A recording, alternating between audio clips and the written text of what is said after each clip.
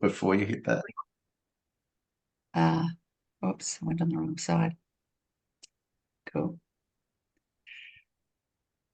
Hello, everybody, and welcome along to another evening of the webinars, creating functioning landscapes, or increasing the functionality of, I can never remember the name of it.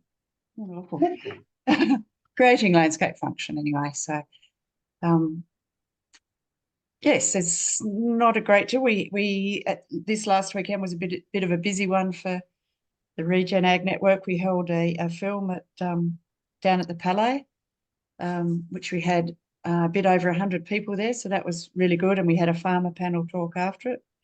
So, and there's a community desire for more of those sorts of films. So that's very interesting. And also went up to the northeast and ran a section on what landscape function looks like and how to create it for a permaculture design certificate course up there. So yeah, there's a lot of interest. So yeah, that's been my week in the world of Regen Ag, besides getting my escaping cows back in, because I've got a naughty potty calf that's breaking out and taking everybody with her continually. So she's 12 months old. She's not a calf anymore, but Dad, that's what's been going on.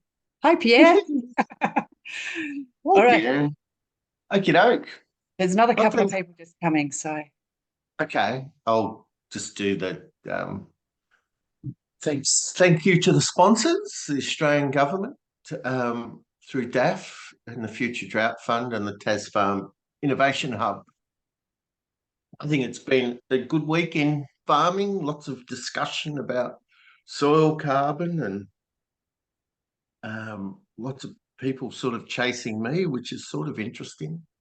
They sort of run hot and cold on me, I think. So, but yeah, and sort of I've been engaging through quite a few forums and stuff. I just cannot resist if they start to talk about people stuff being the barrier when they still aren't doing the practical safe to fail trials, doing the experiments to see what they do. So they're talking about multi-level evolution levels for people, for their brains, because we're not thinking properly about the environment. It's not improving. So my typical one, is it your mindset or is it your recovery, is what I've been trying to say to people. It's very obvious to me. It's like, and I don't know whether it works for people or not. I crashed a company car when I was working as a chemical rep in Melbourne. So I suggested we do a defensive driving course, and it was at Sandown Racetrack, and it was fantastic. So I got brownie points for suggesting it, and I got to take the company car on a skid pan around the racetrack sort of as well. So it was sort of a win-win, I thought. But I was a better driver at the end of the day, and because I'd had someone explain to me what I needed to do, and I feel like in regenerative agriculture, we've locked in on certain practices and advice, and only eat 50%, or graze a third, trample a third, leave a third standing, all that nonsense, and we've locked into it. Or fast growth, fast moves is another earworm that's 100% incorrect, and people lock into it because it sounds good and they like it and they feel like they can cheat nature. And then when people aren't successful, they get blamed by their trainers as having the wrong mindset or attitudinal stuff. I'm not even sure attitudinal is a word, but anyway, you get what I mean. I can't resist not having a comment. So so we're focusing on production, not profit. I went to the Gippsland Field Days and spoke to the local mayor, and he just about blew his head off when I said we've got to de-intensify on a lot of properties that have high inputs to increase their profit. And then, but he understood it. He didn't have too much agriculture to block him from a logical argument. so he hadn't done ag science and stuff. So, but increasing landscape function, increased biodiversity, focusing on profit. And we're going to do a little bit more on that, and sort of the next step after the weak link. And we've got a case study to work through. So we'll go through that. And this one here is the really big one for ag. It's not just in regenerative agriculture, it's actually for all ag.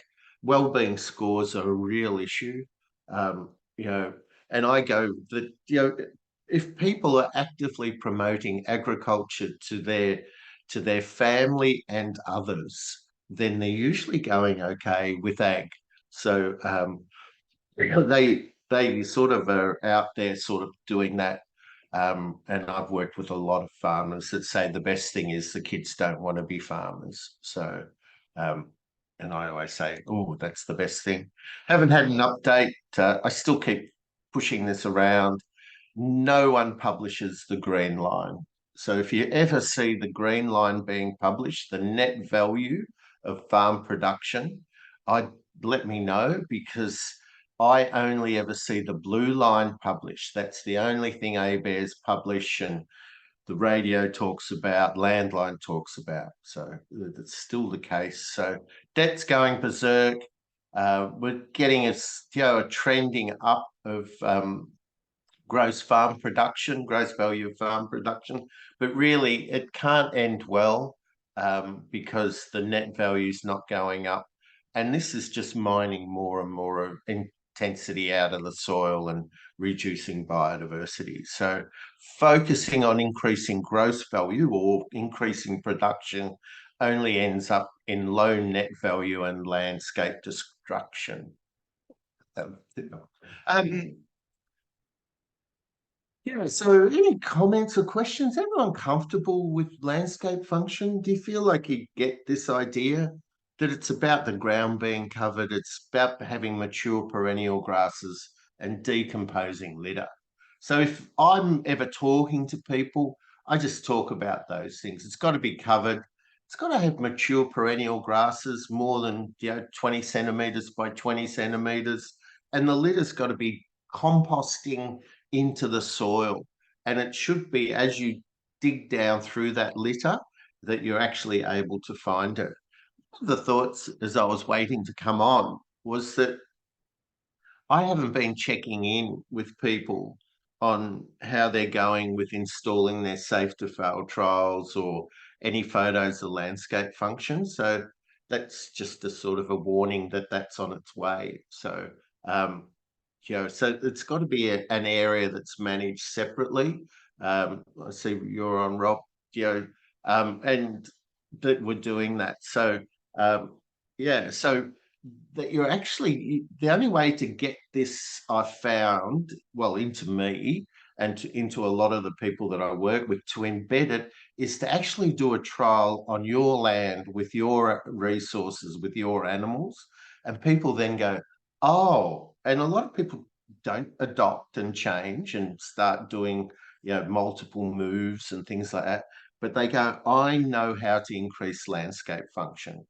I mowed the lawn on the house that we had at Port Fairy back into landscape function. And it was non-brittle enough in that environment close to the coast that you actually could get away with leaving the litter there to be pushed back onto the soil by rainfall. So, and that was decomposing. But I had to wait and mow at the right time. I wasn't trying to mow when it had green in it. I was trying to mow when there was litter in the bases of the perennial grasses. So it is a thing that you've got to do, even if it's a small area, that even if it's only a square meter, you know, make sure that you know how to do it and what it looks like, and have variation. You must have the variation.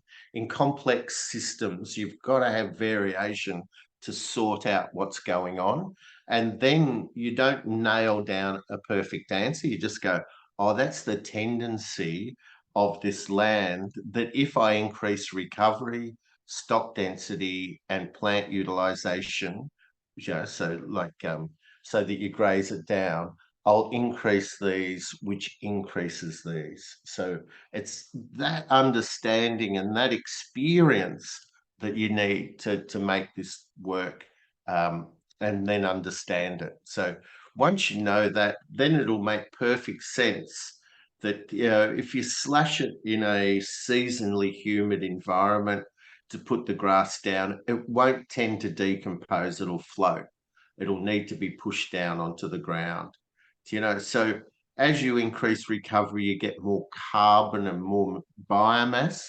You've got to increase both the stock density and the plant utilization to make sure that you keep that cycling and the right carbon to nitrogen ratios. I'm confident of this statement that for everywhere that was or is a grassland,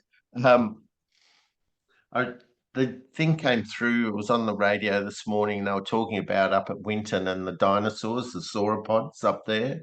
And, and I just always said there is no way that an animal of that size could survive if they weren't eating grass, was what I made really big claims about. And then, oh, Graham, that's what you don't understand. There was no grasses there during that period. They've now found that 80 million years ago they were eating grass. So we sort of, like you just go, it's just illogical to think that they were living on ferns and stuff like that. But they've got very weird mouth structures and stuff. So they now wondering if they had like a grinding stomach. So where did they actually grind the grass and stuff? Because it doesn't appear that they were doing it, but they're finding the evidence of grass in their dung, in their fossilized dung. So they know that they were eating it, but they don't yet understand how they were processing it. So everywhere, 100% ground cover, greater than 20% perennial grass, and greater than slight decomposition, slight leaning through to moderate, which is visible fungal attack. I'm confident you can do that everywhere that grows grass. You might those deserts that have sort of stopped getting any rainfall, they'd be trickier to start. But we know in the Chihuahuan Desert, they're bringing back grass everywhere there, and they were all told that the Horn of Africa, all those areas that considered they were deserts, when the planet dried out and everything, and it was just mismanagement because the grass has come back straight away. So, so we can do that everywhere. Graham, can you Sure. just explain a little bit about what you mean by plant utilization? Yeah, so how deep you graze is really important.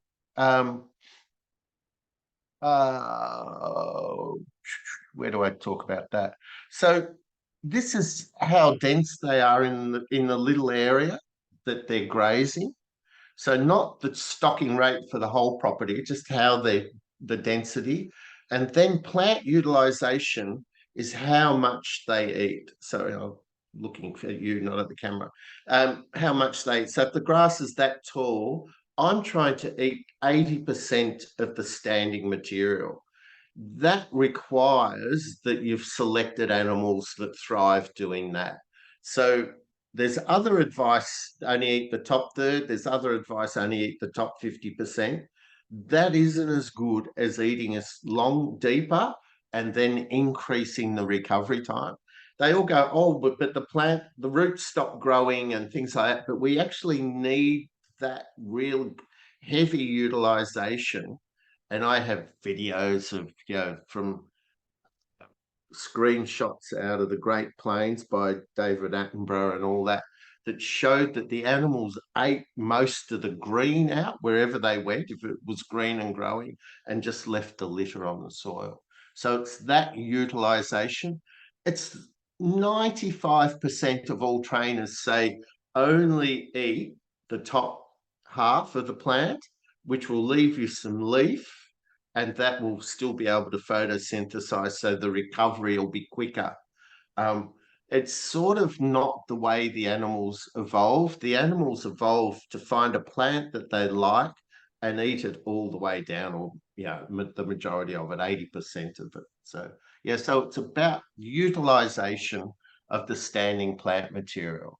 And they quote research that was done with scissors that didn't then look at, well, what's the consequence? If you don't do that, so what happens is if you're trying to eat 50%, the plants, the best perennial grasses in that paddock, they get eaten 80%, but it appears that everything's quite even, but the better grasses get grazed and then they take longer to recover. You come back in on the ones that they didn't like very much, and you end up sliding from high quality grasses back into low quality grasses. So there's a shift overall, but it's over time, and we're really bad at that sort of stuff. We're really bad at things that don't change for 1 to 2 years. And then we go, oh no, it worked. Oh, well, why if you only got wiregrass, or people will get a monoculture of phalaris down here, or a monoculture of sort of stiper, like those sort of spear grasses, and then they'll also be getting a lot more of the forbs and annuals and stuff. I'm struggling to remember my New South Wales weeds. I haven't been up there. I've been down south too long. I was trying to remember. Wiregrass, wiregrass would probably be, not that we have it here so much, but on the other place that we had a lot of wiregrass. So yeah. And you end up sliding down if you don't utilize well and then let things fully recover. That's what promotes the better grasses. The short recovery, the 50%, promotes the lower successional perennials, and eventually you slide down into the annuals and forbs and thistles and all those sort of things. A lot of prickly things in New South Wales. So when we had the Stiper conference and we went to my place in southwest Victoria, everyone sat down. I said, "What are you sitting down?" Oh, but there's no prickles. So they wanted to sit on the grass, because I was going, what are you doing? I had, we can sit around the edge of the veranda, but no, they wanted to sit on the grass.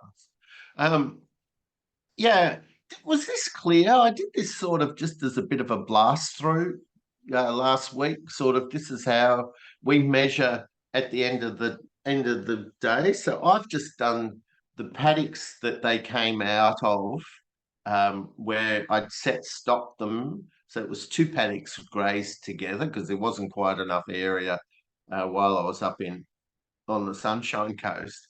But for the rest of it, I worked it pretty well. So there was still some strips in there, and it's back to 285, and I've got a target of 365. So all I did was, what day did we go in there? What day did we come out? What's that area? Oh, it's that many days, that area. What does that mean in terms of recovery? So, so I get a figure on a regular basis, and it doesn't matter how you do it. This took me a long time to mature into, but as long as you know the area, it doesn't matter if you pace it out, if you use your phone, if you use Google Earth.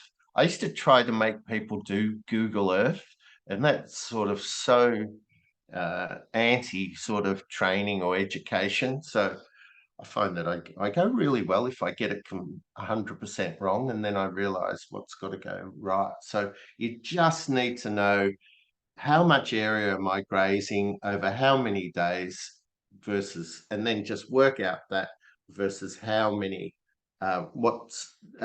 target days you've got, and away you go. I'll do it better next week. So I've been thinking about the financial stuff. So, but so all we do is, we've got sort of, in that grazing area, we've got sort of 365 hectares to graze. So if we want 365 days recovery, we've got to graze about a hectare a day. So, and once you know that, it's really easy to keep track of, am I overstocked or am I understocked? and I always say, if you're overstocked, go down fast. If you're understocked, come up the stairs. So down the escalator, up the stairs. It's that real making sure you don't rush back into it. So what are you doing to bring the days back up again, Graham? To bring your recovery time back up? Well, what I'm doing is actually sorry, I've missed all the chats and stuff. Oh, Um, no, it's all sorted. Yeah. oh, good. What we're doing is making them work harder. So when I set stop them, when they first went into that paddock, I thought, oh, we've got more grass than we need. Then I set stop them and it dropped down to the 200 and whatever days. I never know. Can you see you can see the red pointer? Yeah. So that was when I went in and I was moving them several times a day. I then set stopped them and they ate. They dropped. They nearly didn't quite double their area, but they ate a lot more. It required a lot more area, and it dropped to 260 days. And now it's back to 285 because I've got them working hard again. So, is that all right? So will you get back to your 365, do you predict? If I sell some, yeah. Yeah. So that's, yeah.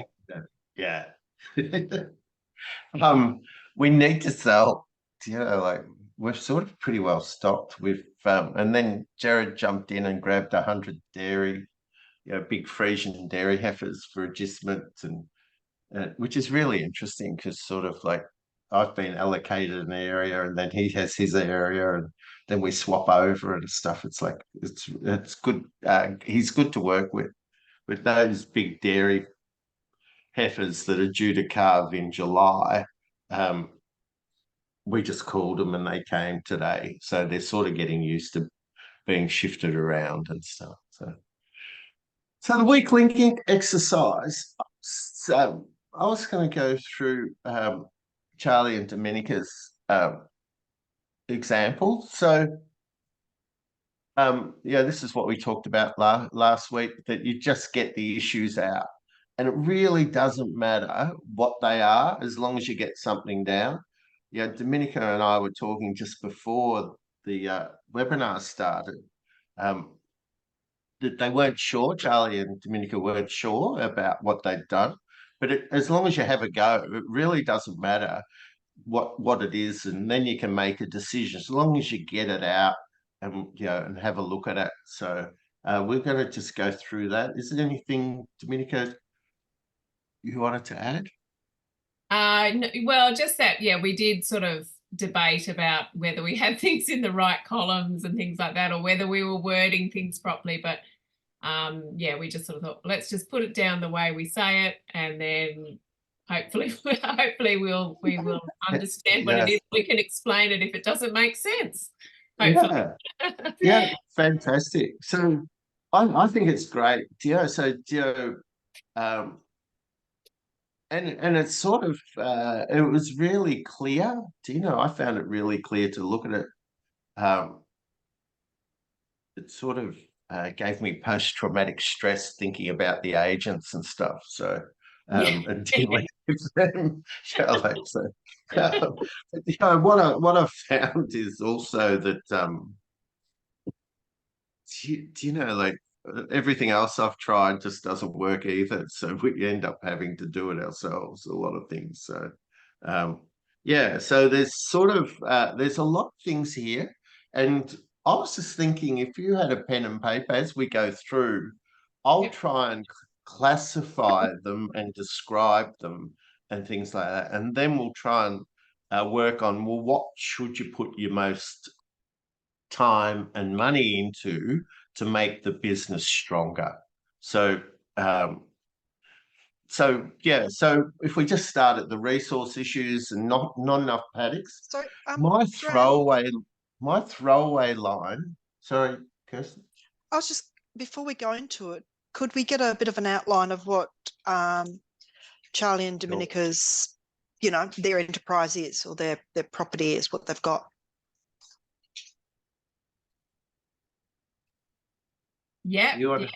Yes. So we trade cattle. And yeah, so just always different groups of cattle coming in and yeah, just selling them when the time arises. I don't know, how else would you describe what we do?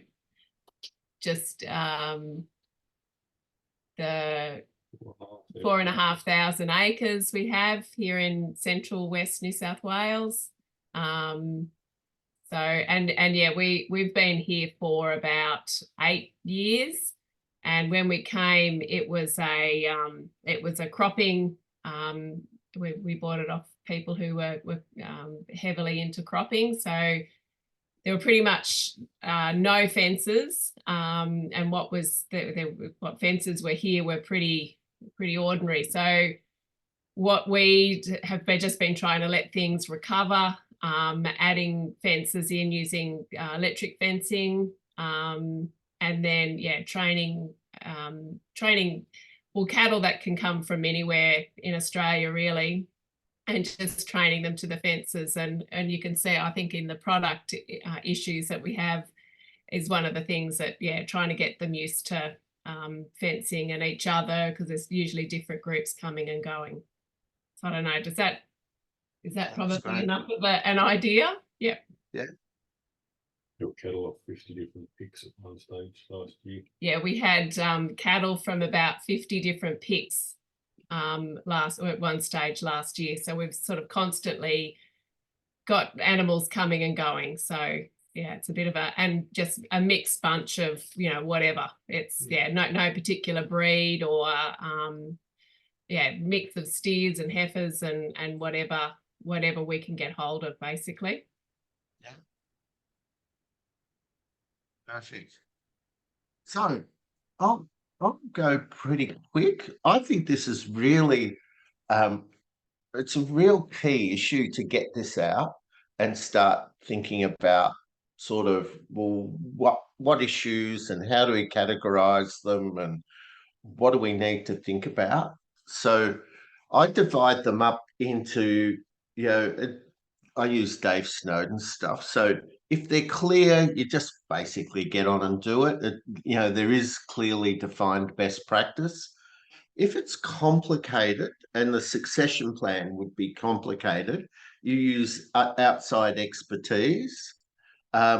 If it's something like the perennial weeds or troughs and water points and how that's all going to work and that sort of stuff, that becomes, you nearly need to be doing trials for what's going to suit you and what's going to work. So I say, get on with it, clear, complicated outside expertise, and then complex, you've got to do your own trials and research. So not enough paddocks. I think this is a really big issue, and I was working with the guy that's on the ramp, the Tuesday night webinars, Stephen Hobson. We were in a meeting, and I ended up just saying, because Stephen said for about the 10th time, I just need to subdivide some more paddocks, and I go, Stephen, you're going to be 1,000 years old by the time you've got enough paddocks if you keep thinking about it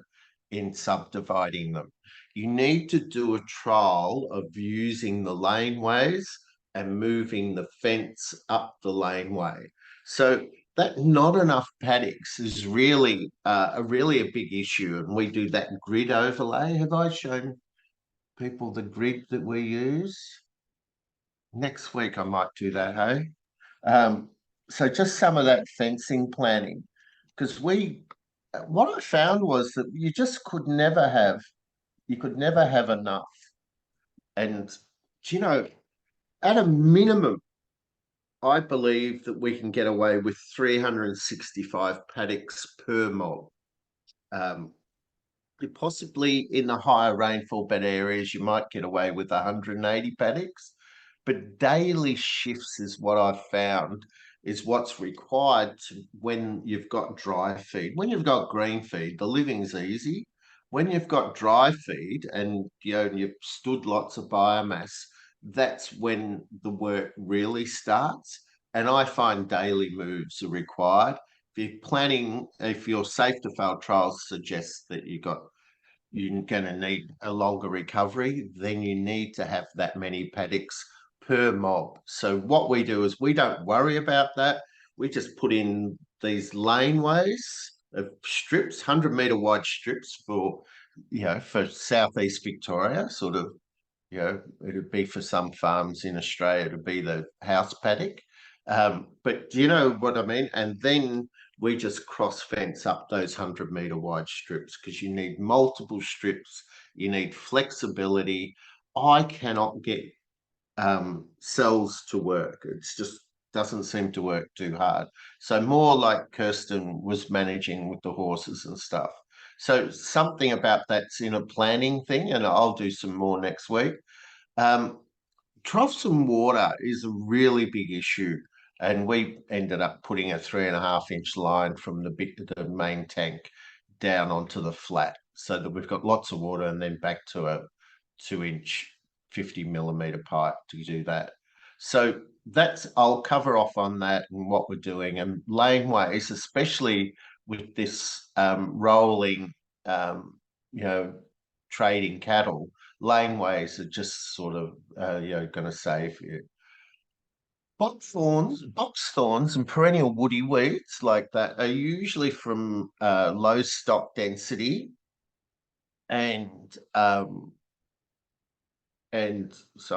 low stock density and or low plant utilization. So I would say to make sure that you do a safe to fail trial, how do I stop them spreading? So you want to stop them increasing, and then you want to say, oh, well, do I need to now, because if they stop weeds increasing, they can go a bit more zen, I say, a little bit more relaxed. And then they can say, oh, well, I'm just going to leave them. They're not increasing. Yeah, they can die of old age because I won't let them reproduce, so they'll fall out eventually. With the woodies out at Cobar and things like that, they find that as they start to get more grass in, that it starts to take out the woody bushes and stuff as well. So there's a lot of things about putting in a trial, working out what stops them increasing, making sure you've not got any seedlings of the woody weeds is a real critical, that your management stop them increasing. So we can do that again. Some of this drafting and things like that. So yeah, it's sort of funding those, but it's got to be safe, and it's got to be something that you like to do. So what we're trying to do is sort of say to people, it's money well spent. I know I worked with Stephen Hobbs again, and we were looking at putting in the auto drafter and the scales and the NLIS reader, and it was over $20,000, and I thought he couldn't see the value in it. But what he couldn't work out was how was he going to get the sheep to run through it. So it was actually, I was misunderstanding what his barrier was. But then once he did that, he's now got enough data, and it's that easy for him to put the sheep through the yards, that he's actually carrying about 2/3 of the sheep and making more money than he used to at adjusted dollar rates and all that sort of stuff. So it's really made a difference getting that right, and then being able to use the tags to work out who do we keep and who don't we keep. And he's doing that with sheep, so they're doing wool cut lambs. There's a lot more to data that you need to sort of start to put the animals into a league ladder, so that whenever it gets tough, the bottoms have got to go. So you sell the worst, he sells the worst sheep, and then he increases the average profitability of the whole flock every time he sells it, because he's got that. So I say that's in the clear. It's just sort of got to be done. The payback period, if you can also use it to gather more data, but that tends to be more in a breeding enterprise than a trading enterprise. But again, it's got to be easy to do. This one just got to be budgeted for what year, when, how. What I did a lot of that drought recovery work funded by Centrelink.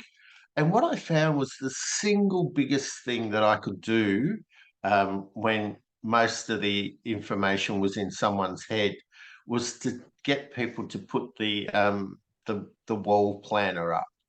And it actually made a really big difference. I wasn't keen on it. Mark Gardner said to me, I reckon you need to get them to do this. And as soon as they had the wall planner up and things had to be written down, and when we're shearing, when, yeah, all that sort of, when we're cropping, when are holidays, all that stuff, it just took the stress out of the whole working together as a family and stuff. So it really it doesn't need to be a wall planner. It was just that at the time, that was sort of the best option to get this to work. So some of that mapping and planning, and when we think things are going to be done, and it doesn't have to be accurate. It just needs to be, this is the plan. The only reason we plan is because we expect it to change. If we knew what was going to happen, we wouldn't need to plan. So you've got to approach it that this is the best plan we've got today. We'll know that that plan needs to change when this changes. And if you can get a few of those pre-planning sort of off-track things written down and out, it works really well. So something like that. Time spent on investigating which of those things is time consuming. So I don't know any way around that. Investigating plan for trailers, trucks, bikes, etc. It really just takes a lot of searching. It'd be nice if you could get someone to search for you, but I don't. It'd probably be like the agents. You wouldn't get what you wanted anyway. Surrounded by neighbours, bare ground and chemicals, I always found that stressful, especially when I was spraying into our place. And I actually reported the neighbour because it had killed, it had actually, you could see where they'd sprayed onto our place. And that caused so much social disruption because everyone just pretends it doesn't happen. And so I gave it a bit of a whack, and I was working at the DPI at the time, and you go, geez, I'd think about that before I did it. But I found that the best thing was that I got the neighbours' topsoil. And I was pretty happy that we always got the neighbours' topsoil. Wasn't sure that I wanted their chemicals as well, but we basically, in the creek that we had, we accumulated all their topsoil and were filling it up by having vegetation in it. Excuse me, succession plan is really hard work. I'm not good at it. I find that you've just got to go and try and find someone that is good at it. I'd be asking someone like Mark Gardner who he'd recommend. I don't know who's up there anymore. Some of the people were doing real quickie sort of ones, and it just wasn't working for people. It needs to be steady and methodical and give you time to process and stuff. But that's outside expertise. That's complicated. And it does require high expertise. So I don't know who does it in your area. So how was that on the resource issues? Yeah, good. There's Yeah. a lot of it is fairly fairly straightforward, except for those more complicated ones. But but good suggestions there.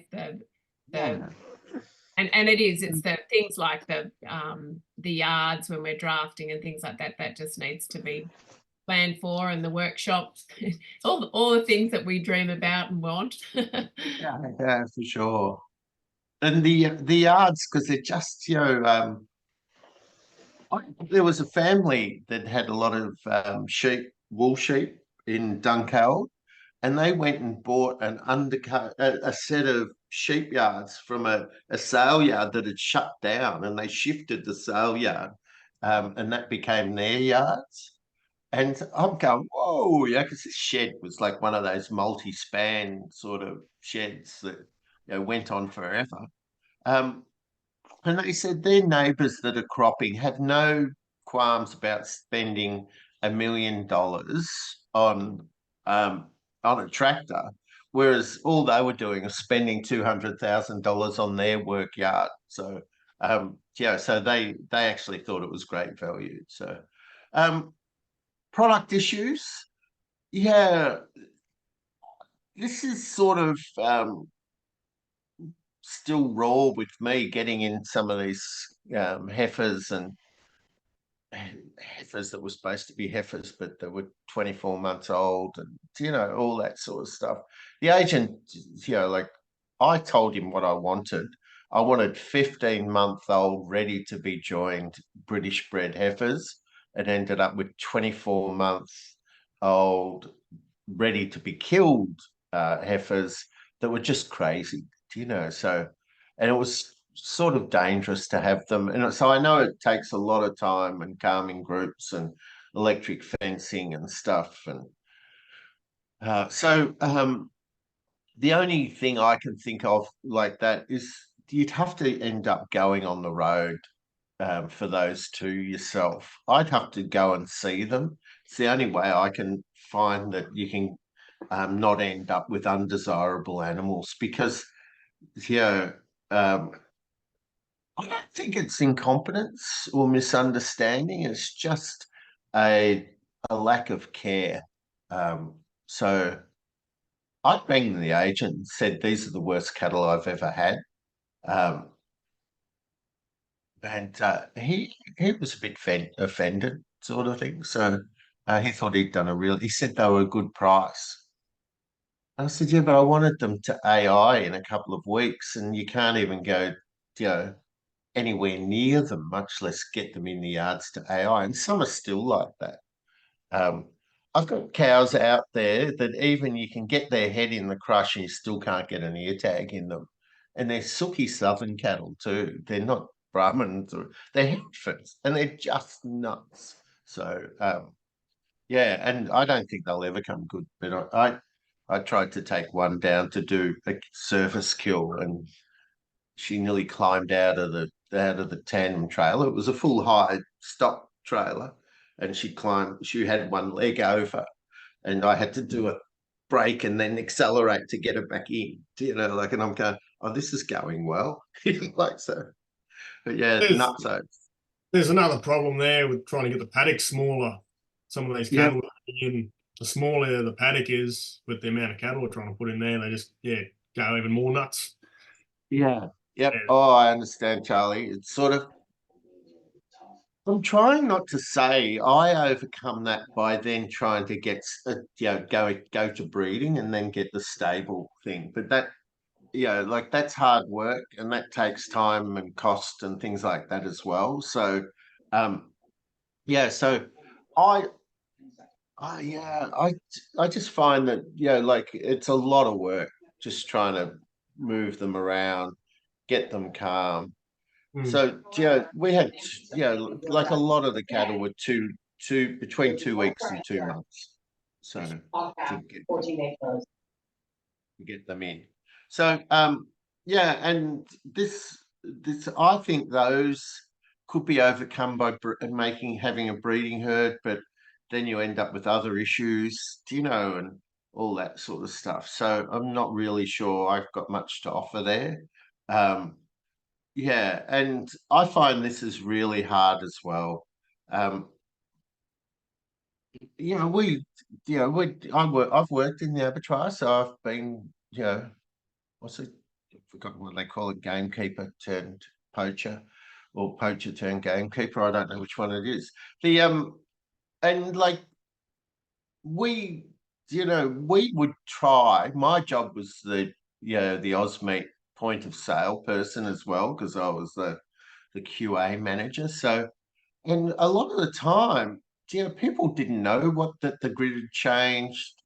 They didn't understand what it was. We were getting lots of cattle in that were beef animals. They were obviously beef animals, but the Herefords at the time, and probably still at the moment, they were C- on that butt shape. and we weren't allowed to give them a C minus. We had to give them a D, which then dropped them onto the dairy grid. So it was actually the AusMeat rules wouldn't allow us to actually do that. So the guy that was sort of doing it was doing it correct. We tried to get around it, and the AusMeat guy caught because I told him to spin them. So normally when they're hanging as the Achilles, they've got to have a straight line. If they don't, if they have like a convex sort of thing, they're a dairy. If it's flat, it's a beef. B shape, A shape's really muscly. And I was getting them to spin it and see if it was a beef animal, give it a C. But you're not allowed to do that. But that was caused a lot of stress. So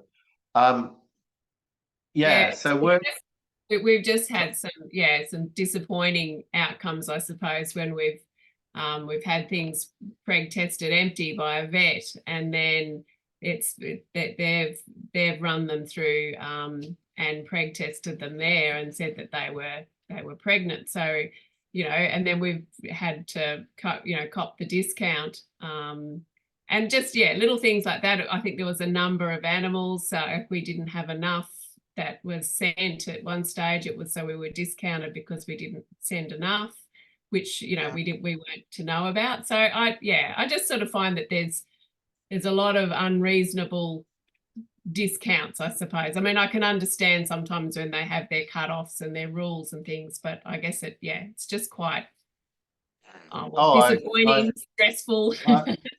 I agree. It was our single biggest expense when I was working for AMH, so before it got sold to JBS and stuff. They were all focusing on lowering the wages of the workers when we needed to focus on buying better animals that fit the grid and the market that we had. And do you think I could get them to think about that? But they're getting paid too much relative to the US and, the immigrant workers in the US and stuff. And that was what their design was with the whole thing up at Ipswich, whatever, I've forgotten what it's called, on the Bremer River, but I can't remember the name of the abattoir. So that they could bring in immigrant workers and not pay them very much. But the biggest thing was the waste from buying cattle that we didn't want at the abattoir. So that was, and I demonstrated that. But then the buyer would say to me, the cattle buyer would say to me, "Oh, I'm not buying lumps of 2B4, Graham." No. It was always sort of no one wanted to fix it.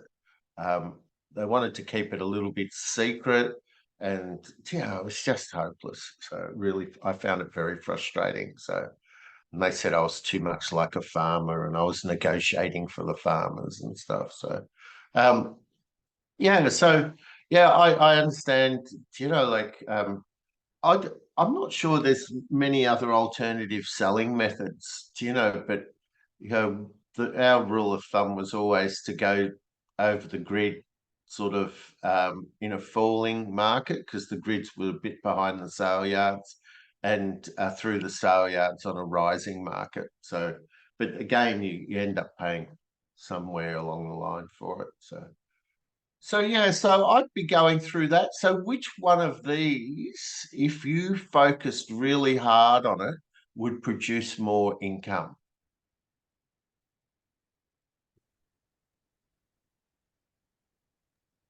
That's it. That's I mean, just off the top of my head, I probably think the like working on the paddock sizes and the laneways and things like that. It would grow you more grass, but I think that if you can address it, and I don't know how to address it, I feel that it's this one. You don't want any of those animals. I could be wrong. I'm just putting out what jumped out to me when I read it. And it needs some more thinking, but how could I address this so that you don't end up with those undesirable animals? Because every one of those that's really crazy or really isn't ever going to work. I used to upset the farmers because I said it's the most amateur industry I've ever worked in. And some of them take things quite seriously, I found. But it's the only industry that you can misdescribe the animals. They sneak a couple of dodgies on at the end, at the back of the truck. Do you know, it is just amateur hour.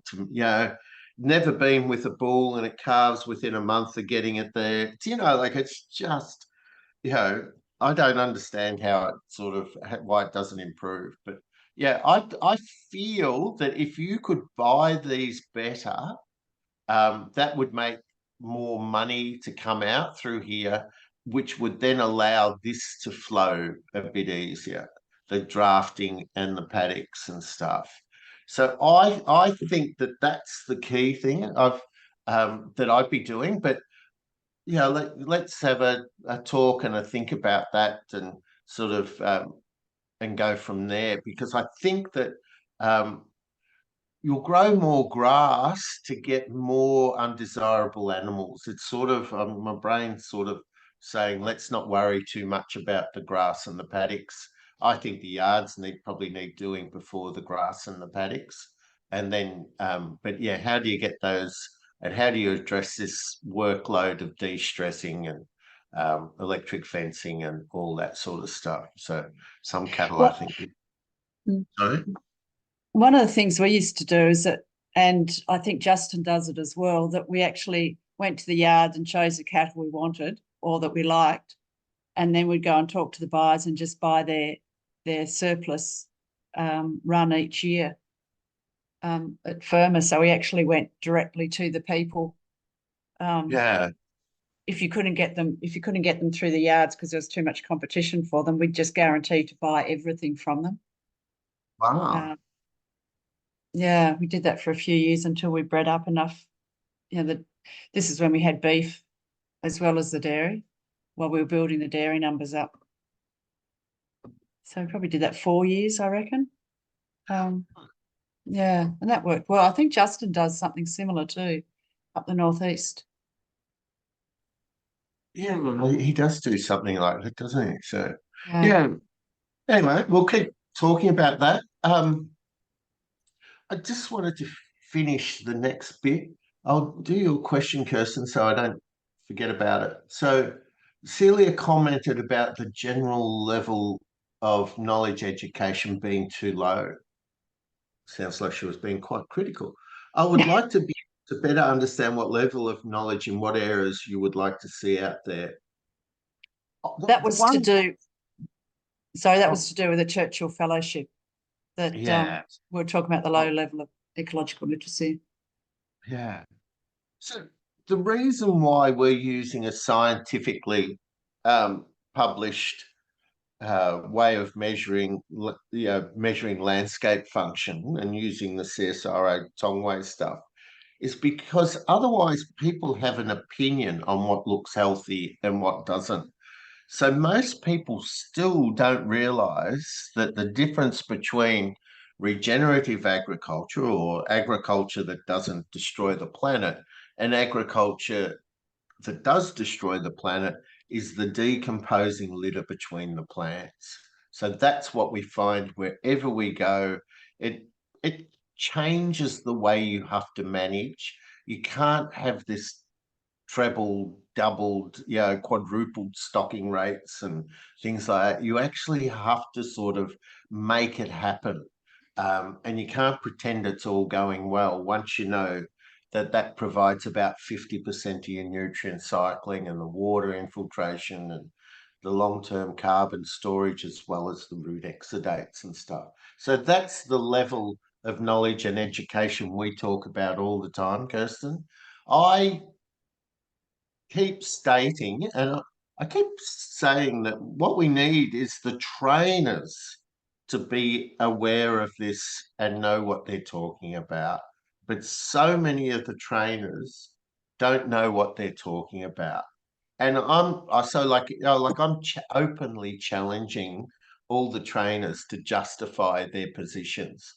And it really doesn't flow that well with people. Was there anything else? I just saw there's a TIA have got ensuring a sustainable future for Australia's ruminant livestock production, and they've got a webinar and stuff coming up. And you're thinking, you know, are they going to touch on any of these sort of real things, or is it all still going to be? Yeah, it's not. It's going to be production focused and input focused, and we know that leads to declining terms of trade for farmers. So,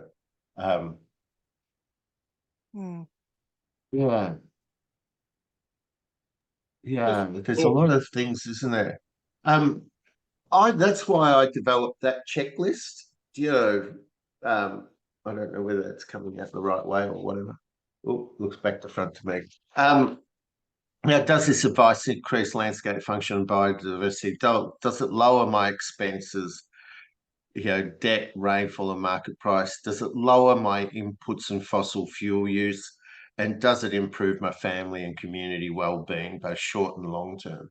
When I say that to agronomists, they don't know what the first line means about does it increase landscape function and biodiversity? We're farming or we're cropping or we're doing this. What are you doing talking about, you know, biodiversity or some other funny term? So, and risk, they have no understanding of risk at all. And, you know, and it's a continually increasing inputs. What, just before we finished, I wanted to just float this. I find that the most important thing you can do to start making a profit is to do monthly variance to budget. So you've got a budget. It doesn't matter how you get the budget, just get some sort of budget and compare it to you monthly to your actuals so that you can start to see the variation of, you know, how close is our budget to reality? And then that seems to drive change and action. So, but you need the budget, otherwise you've got nothing to compare it to.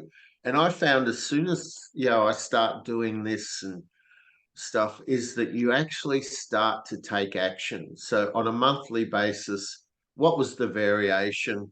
What was the cause of it? What was the action you're going to do and who's going to do it?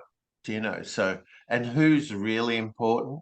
Because you've got to pick up the person that's spending adverse to budget and they've got to fix it. So once you start making people that are spending adverse to budget responsible for fixing it, they stop spending adverse to budget. So the classic one is on a lot of farms, people are buying excess polypipe and machinery and tools and things like that, and then hand it over to the person that's sort of doing the finances to fix it.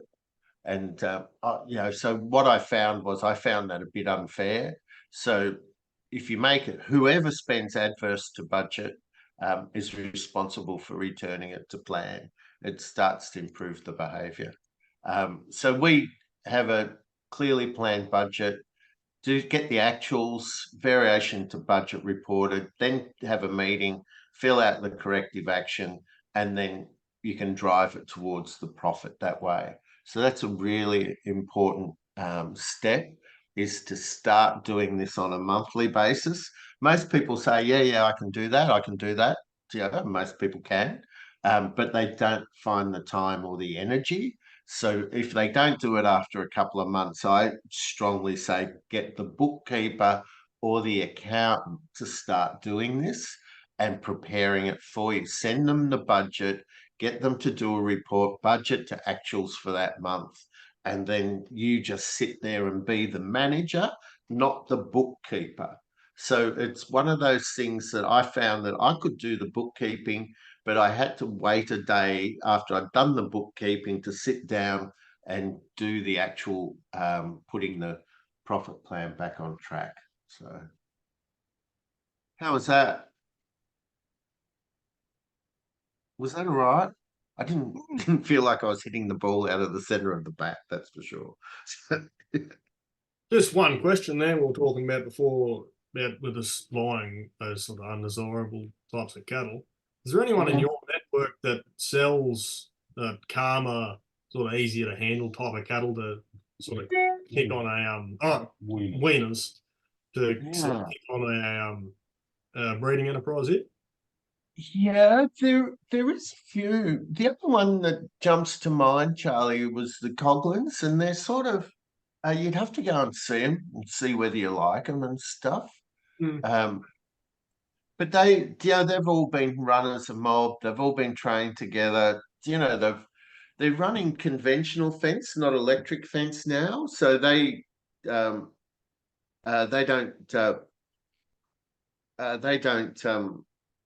use electric fencing because they found that it was taking too much of their time.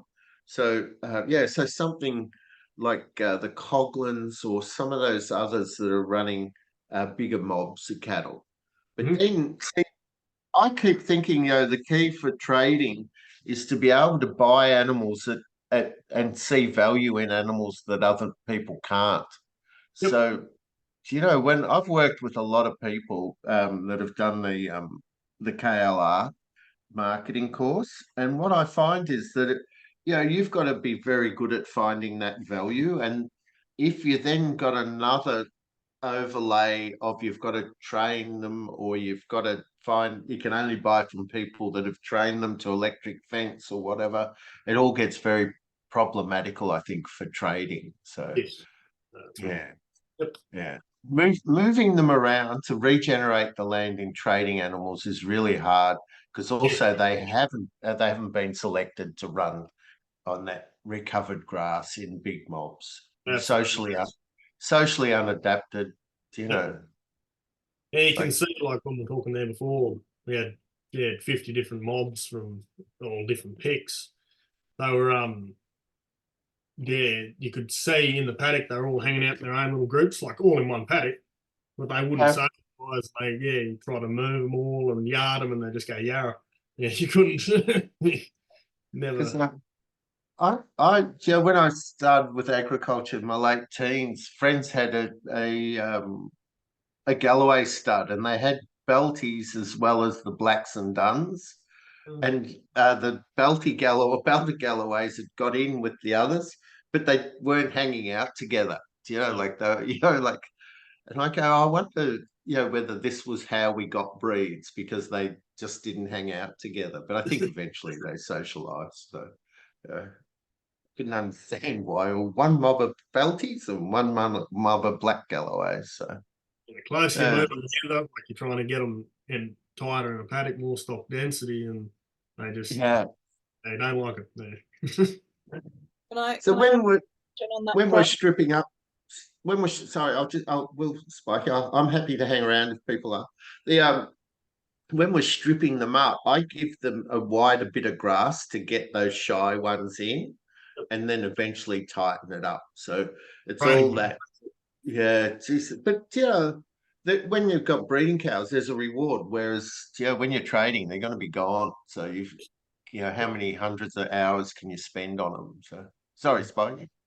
I noticed that we've got two cows that came from one person, and then the others came from another, and they're still separate in some respects. And I was just wondering whether or not, like, we're intending to breed our own. Do things shift when steers get sent off and calves arrive? Like, do that sort of integration of the herd change with generational change? Yeah, it does. And that next generation, so someone like George Taylor, who's sort of, they were with sheep, but they always said that, they could buy any sheep and the next generation would be okay. They'd sort of learn to get with the program. So that the next generation, but also our cows, it's starting to rain again. Our cows out there are now behaving more like a mob, and they've all got calves, and there's a lot less sort of nonsense. So very good. Any other quick things? Nope. Okay, oh, thanks everyone. I hope that was okay. I did have a lot more meat stuff that I didn't get to, but yeah, next week. I'll get the slides and recording to you much quicker this time. Sorry. Was the delay me not sending them to you until half an hour after the meeting last week? Sorry, I'm just being cheeky. It was all my fault. Okay. Okay. See Sorry. Didn't need to do that. Okay. See you. you Bye-bye. next week. Thank you. Bye. Thanks everyone. Thank See you. you. Bye. Thanks, Graham.